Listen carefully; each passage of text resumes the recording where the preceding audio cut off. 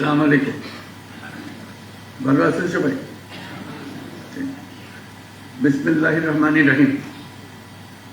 উপস্থিত সম্মানিত খেতাবপ্রাপ্ত বীর মুক্তিযোদ্ধা ও তাদের উত্তরাধিকারীগণ, মুক্তিযুদ্ধ বিষয়ক মন্ত্রণালয়ের উপদেষ্টা, জাতীয় নিরাপত্তা উপদেষ্টা, সেনা, নৌ ও বিমান বাহিনী প্রধানগণ, ঊর্ধ্বতন সামরিক ও অসামরিক কর্মকর্তাবৃন্দ এবং উপস্থিত সুধীমণ্ডলী, আসসালামু আলাইকুম।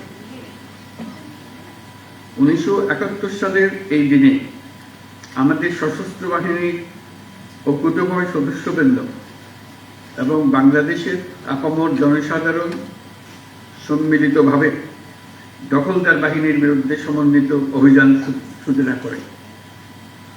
সেই ঐতিহাসিক অভিযানের ফলে আমাদের বিজয় ত্বরান্বিত হয় এবং সৈনিক জনতার অভূতপূর্ব আত্মত্যাগের ফলশ্রুতিতে আমরা স্বাধীন ও সার্বভৌম বাংলাদেশ অর্জন করি।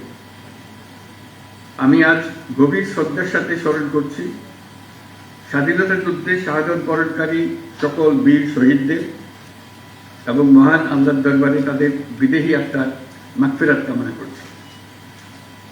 আমি সকল বীর মুক্তিযোদ্ধা পরিবারের সদস্য এবং সম্মানিত যুদ্ধাহত বীর মুক্তিযোদ্ধাগণের প্রতি আন্তরিক শ্রদ্ধা জ্ঞাপন করছি।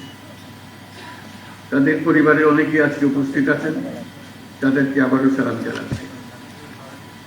একই সাথে আমি গভীর শ্রদ্ধার সাথে স্মরণ করছি জুলাই শহীদদের।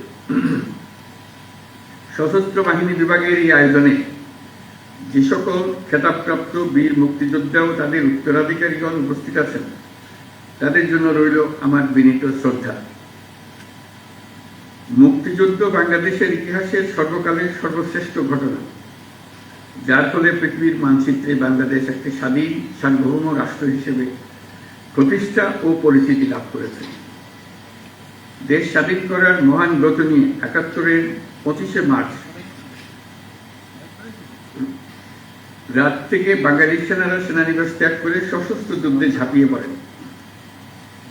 একই সাথে এই দেশের কৃষক, শ্রমিক, ছাত্র জনতা, সাধারণ মানুষ সকলেই যা কিছু আছে তাই নিয়ে যুদ্ধে অংশ নেওয়ার জন্য এই যুদ্ধে একটি জনযুদ্ধে রূপান্তরিত হয়। মহান মুক্তিযুদ্ধকে সাংগঠনিক রূপ দেওয়ার জন্য এক পর্যায়ে যুদ্ধরত সকল বাহিনীকে বাংলাদেশ ফোর্সেস নামে সংগঠিত করা হয় এবং সমগ্র বাংলাদেশকে 11টি সেক্টরে ভাগ করে সাহসিকতার সঙ্গে যুদ্ধ পরিচালিত করে।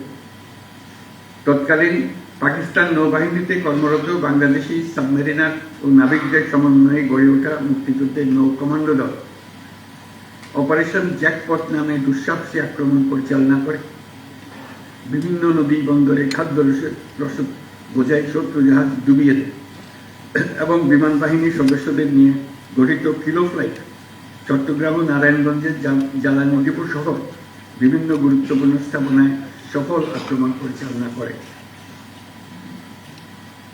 এইসব দুঃসাহসী অভিযান আমাদের মুক্তিযুদ্ধের ইতিহাসে চিরকাল পরম উজ্জ্বলতায় উদ্ভাসিত থাকবে। মহান মুক্তিযুদ্ধে সশস্ত্র বাহিনীর অবদানকে সাধারণ মানুষের আত্মত্যাগের সঙ্গে একীভূত করার উদ্দেশ্যে প্রতি বছর ২১শে নভেম্বর পালিত হয় সশস্ত্র বাহিনী দিবস। আজকে সেই দিন। এই দিনে খেতাবপ্রাপ্ত বীর মুক্তিযোদ্ধা ও তাদের উত্তরাধিকারীদের সান্নিধ্যে আসার সুযোগ পেয়ে আমরা সকলে অনুপ্রাণিত। মহান মুক্তিযুদ্ধে বীরত্বপূর্ণ অবদানের স্বীকৃতিস্বরূপ বীর মুক্তিযোদ্ধাদের কল্যাণে বিভিন্ন কার্যক্রম পরিচালিত হচ্ছে। ভবিষ্যতেও এই ধারা অব্যাহত থাকবে বলে আমি আশাবাদী। সময়ের আবর্তে অধিকাংশ বীর মুক্তিযোদ্ধা আজ বয়সের ভারে ভারাক্রান্ত। দেশের বিভিন্ন স্থানে ছড়িয়ে থাকা বীর মুক্তিযোদ্ধাদের আনুষ্ঠানিকভাবে সম্মান জানানোর জন্য সশস্ত্র বাহিনী বিভাগ, সেনা, নৌ, বিমান বাহিনী প্রতি বছর সশস্ত্র বাহিনী দিবস উদযাপনকালে যে উদ্যোগ নিচ্ছে তা নিঃসন্দেহে প্রশংসনীয়। এই জন্য আমি তাদেরকে আন্তরিক ধন্যবাদ দিচ্ছি। বৈষম্যহীন, শোষণহীন, কল্যাণময় এবং মুক্ত রাষ্ট্রের জন্য যে স্বপ্ন নিয়ে মুক্তিযোদ্ধারা দেশ স্বাধীন করেছিলেন, আমরা তাদের সেই স্বপ্ন পূরণে অঙ্গীকারবদ্ধ। আমরা এখন থেকেই বাংলাদেশকে এমনভাবে গড়তে চাই যেন দেশের জনগণের সকল ক্ষমতার উৎস হয়। বাংলাদেশ যেন বিশ্বের দরবারে একটা মানবিক ও কল্যাণকর রাষ্ট্র হিসেবে সমাদৃত হয়। প্রযুক্তি, অর্থনীতি ও সামাজিক উন্নয়নের ক্ষেত্রে উন্নত বিশ্বের সাথে তাল মিলিয়ে আমাদের এগিয়ে যেতে হবে। সেই লক্ষ্যে আমাদের তরুণ সমাজ যেন সম্পদের সীমাবদ্ধতা থাকা সত্ত্বেও মেধার ভিত্তিতে নিজ নিজ সৃজনশীলতার বিকাশ ঘটিয়ে দেশ গঠনে অবদান রাখতে পারে, আমাদের সেই পরিবেশ নিশ্চিত করতে হবে। জুলাই 2024-এ নতুন বাংলাদেশ গড়ার যে সুযোগ ছাত্র জনতার সাহস ও আত্মত্যাগের বিনিময়ে আমরা অর্জন করেছি, সেটাকে কাজে লাগিয়ে আমাদের সুন্দর সমৃদ্ধশালী ভবিষ্যৎ গড়তে হবে। বীর মুক্তিযোদ্ধা, শহীদ, আহত এবং জীবিত ছাত্র জনতার কাছে আমরা প্রতিজ্ঞাবদ্ধ থাকতে চাই যেন তাদের দেওয়া সুযোগ কাজে লাগিয়ে আমরা বাংলাদেশকে পৃথিবীর সামনে গণতান্ত্রিক উত্তরণের একটি দৃষ্টান্ত হিসেবে উপস্থাপন করতে পারি। আজকের এই দিনে খেতাবপ্রাপ্ত মুক্তিযোদ্ধা এবং তাদের উত্তরাধিকারীদের সম্মাননা প্রদানের সুযোগ তৈরি করে দেওয়ার জন্য আমি সশস্ত্র বাহিনী বিভাগ সহ সকল সংশ্লিষ্টকে আন্তরিক ধন্যবাদ জানাচ্ছি।